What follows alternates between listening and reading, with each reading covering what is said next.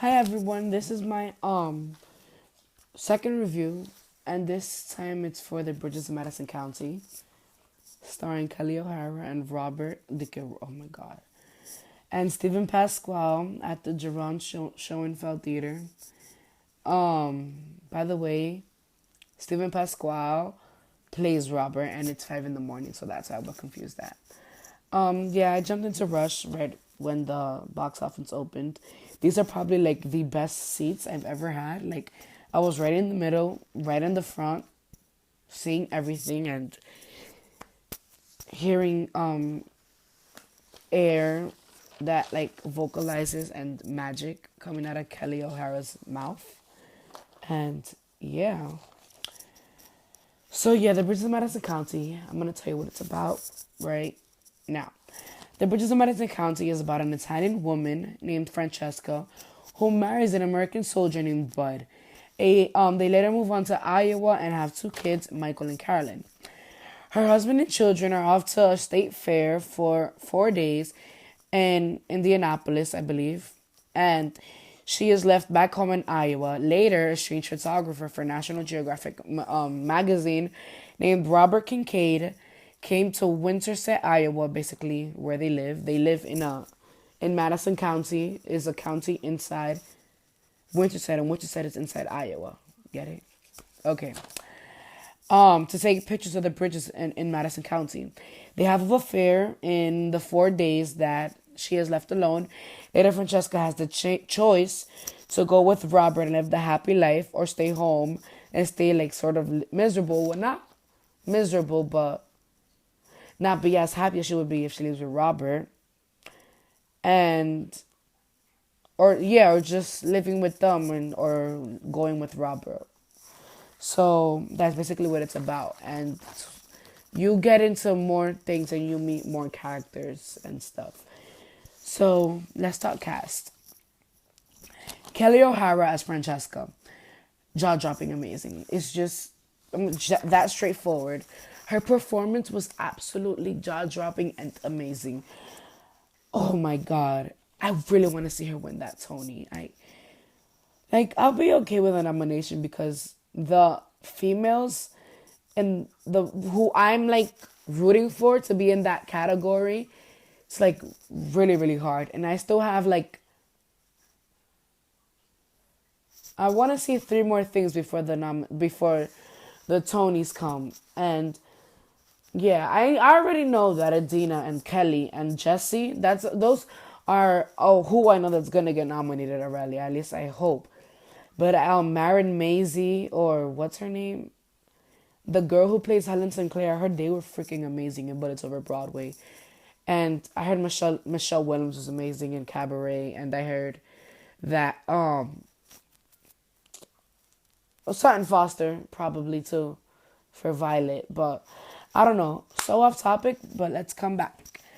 Yeah, her voice gave me chills throughout the performance, and I bought the cast album yesterday, and it gave me chills then too. I bought it. I got right out of Walgreens, scanned the card and onto my phone into the iTunes, and she starts to show like the opening numbers is hers, and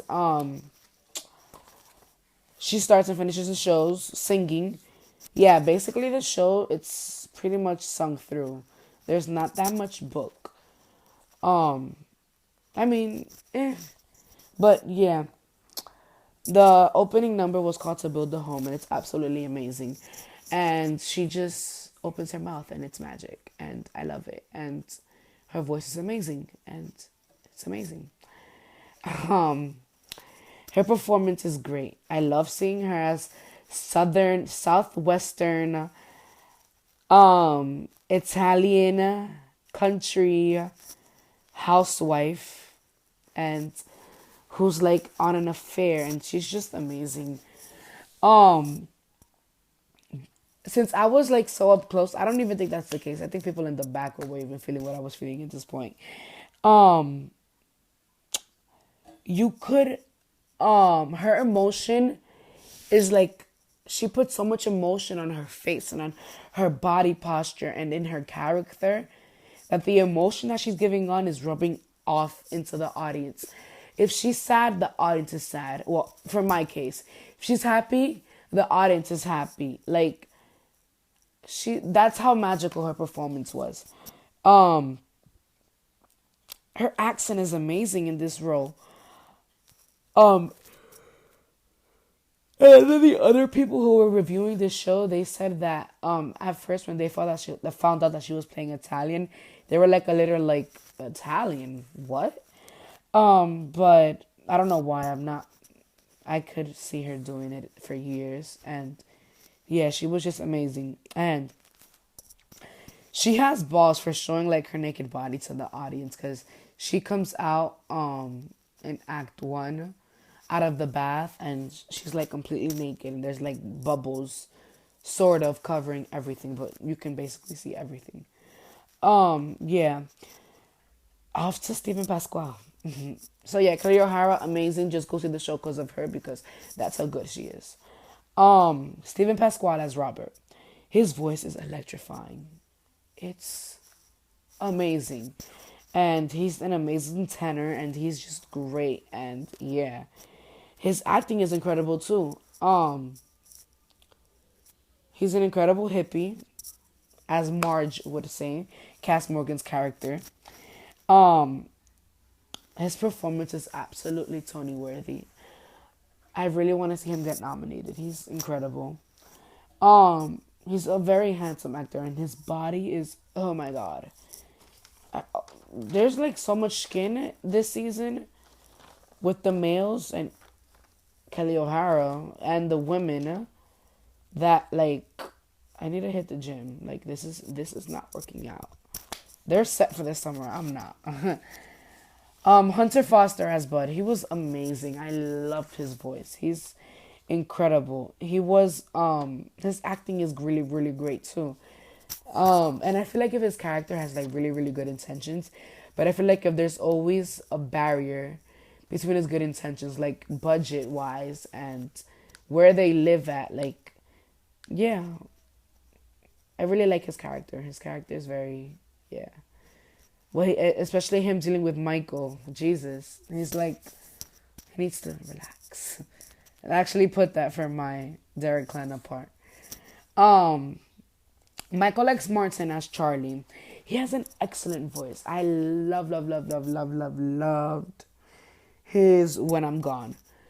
That duet with Bud or Hunter Foster, it was just amazing. I loved it. Cass Morgan as Marge. She was amazing. I loved her in Memphis, and I loved her number there, and I thought that I was gonna like not like her as much as I did in Memphis, but I actually didn't. She's just amazing and she's hilarious. Her and Michael X. Martin are hilarious, and extremely funny. And she winked at me in the performance. She goes like oh, I also like her song in the first act called Closer, Get Closer, and she goes like Daddy, let me get closer to you. And I was like, oh my God, Cass Morgan, you're amazing and lovely. And I go like this. I'm like, when the performance is happening. Yeah, Caitlin Kinnuin as Carolyn. She plays Francesca's daughter. And, oh yeah, I'm sorry. Bud is Francesca's husband who goes off for 4 days. Charlie and Marge are her neighbors who are always spying on them and stuff. And yeah, Caitlin Kinnuin. Sorry guys. Caitlin Kinnuin as Carolyn. She plays Francesca's daughter. She was amazing. I really, really loved her. Her character's very funny throughout times. She has an amazing voice. I loved her voice. And her acting is pretty good too. Yeah, pretty great actually. I mean, it's not really that big of a part. They're in every now and then, but yeah. Derek Klena as Michael. As I said before, his character needs to chill. He's like a 16-year-old with like no boundaries, and he wants to drive and he wants to smoke weed and relax. He has a really, really good voice. I really wanted to see him in Wicked, but it's impossible. No, it's not even impossible to get into Wicked. It was just like budget wise. I don't know what the excuse is for me right now. Yeah. And for both of them, Carlin and Michael. Michael plays Francesca's son, if I didn't say that. I love seeing their characters grow throughout the scenes, because they're like 16 and 14 or 15, I believe, and then you see them like getting married, and I'm not gonna say what happens there then, but yeah, you just see them like much older and how they changed or did not change, or you still see what's there from them from their young times or whatever. But yeah, you see them graduate and stuff, and that's really nice. Whitney Basher as Marion and Kiara. She has an absolutely excellent voice. Like, her character is not even that big of a character. It really isn't at all. She has a song called Another Life in Act One, and it's absolutely beautiful. One of my absolutely favorite songs in this show. Um, she has an amazing voice. I mean, I can't really talk about her acting, but when she was on stage and when she was acting, she's great. I mean, her Kiara, she has no lines as Kiara, but her walking around as being like this bitch is amazing. Her dress was amazing for that number. I have some honorable ensemble members that I like recognize throughout the performance, and I have three of them.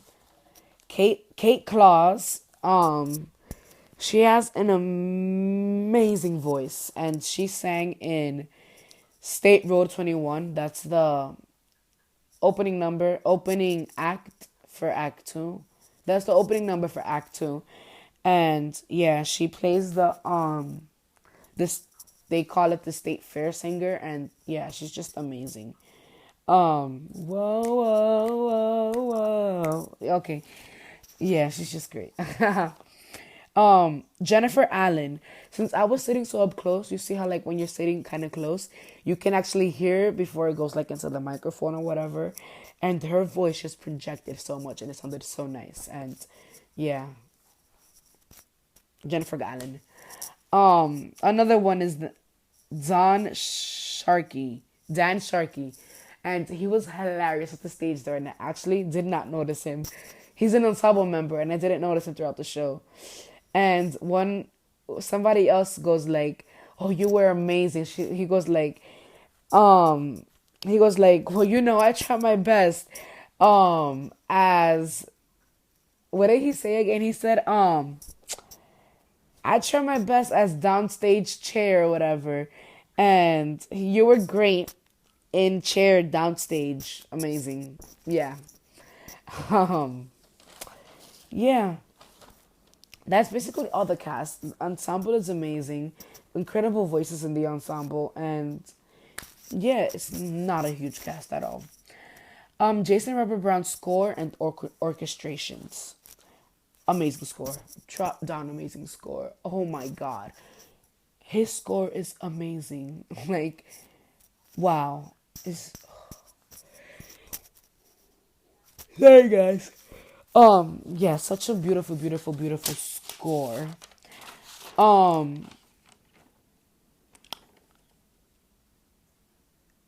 I loved all the songs except one of them, which is The World Inside a Frame. I feel like if you're singing about photographing bridges, like it's I mean I'm probably gonna like it like in 2 weeks after I like listen and listen and listen to it. Like, I didn't like some of the songs in Big Fish, and then I ended up like loving them now. And yeah, Marsha Norman's book. You pitched in quite a little bit to this show. I'm actually gonna say that. I'm not sure if that's harsh or anything, but there's not that much of the book because the pretty much the show is sung through. So there's like book every now and then, but what she did write was absolutely amazing, and it's very you remember a lot of what she writes, and yeah, you have a really, really good book. Oh yeah, and the book and the music integrate very, very well, so kudos on that. Bartlett shares direction. He did amazing with this show.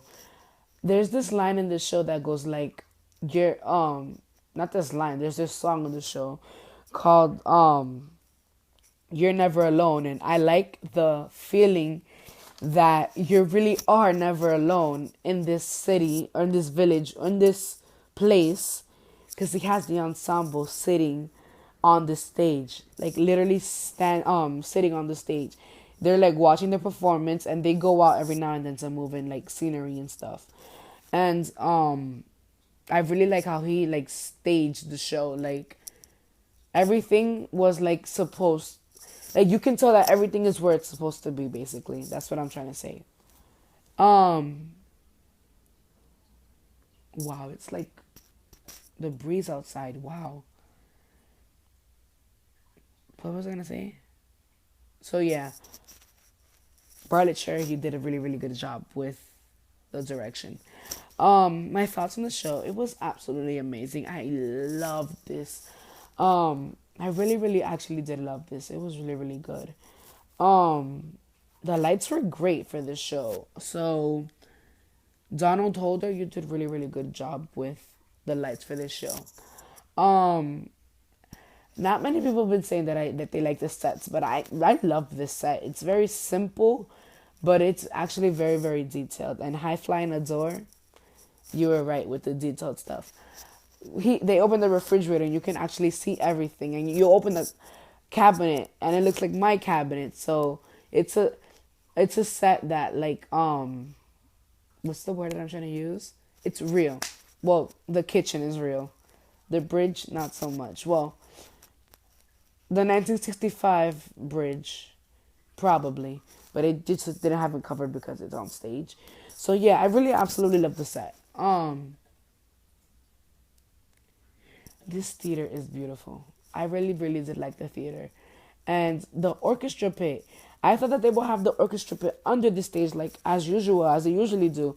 But no, it's like in the orchestra, like not in the orchestra, it's outside of the stage. So yeah, usually the only thing outside of the stage is the conductor. And no, for this show, and I was actually like seeing them play the instruments, and for what is it called? State Road 21, people from the orchestra, the what do people call people who play instruments? The instrumentalist? I don't know. It's 7 in the morning, guys. Please don't judge me. I am not stupid.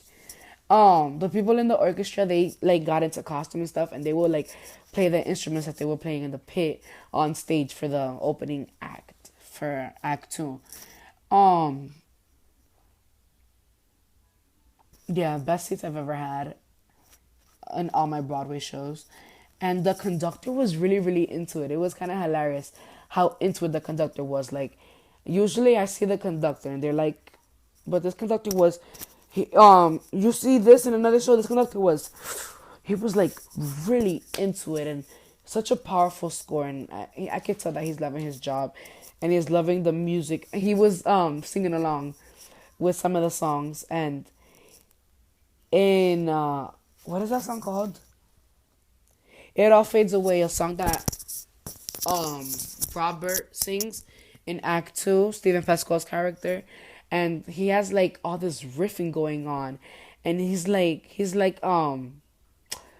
yes, yes, and he even starts clapping along after that scene. He got a standing ovation, and yeah, so that's basically it for this show. I want to see it 3, 4, 5, 6, 7 more times if possible, because it was just that amazing. It's definitely one of my favorites of this season, and yeah, I want to go see it again. I want to go see it maybe like twice more, because I'm not. I don't think that this show is gonna live. Like, I know that sounds really like mean of me, but just go to the theater yourself and look back. Like, it was not that full. I think the mezzanine was pretty much empty, basically. And I was really, I mean, I couldn't really see the back of that mezzanine, but from what it looked like, it looked pretty empty. But yeah, this show is really, really good, and I really wish more people could come and see it because it's that good. And oh, I would even be like, I would be flabbergasting of excitement if it gets nominated for Best Musical, because it should, because it's that good. I gave it 4.8 out of 5 stars because I loved it that much. And yeah, go see it at the Gerald Show and Felt Theater. Peace. So hopefully later today I'm gonna go be seeing. I'm not sure what to go see. Violet or Bullets Over Broadway. I'm not sure. So you're gonna find out next time I put in my next review. And sorry for this review being so late. I saw this on April 8th and it's what, April 15th now.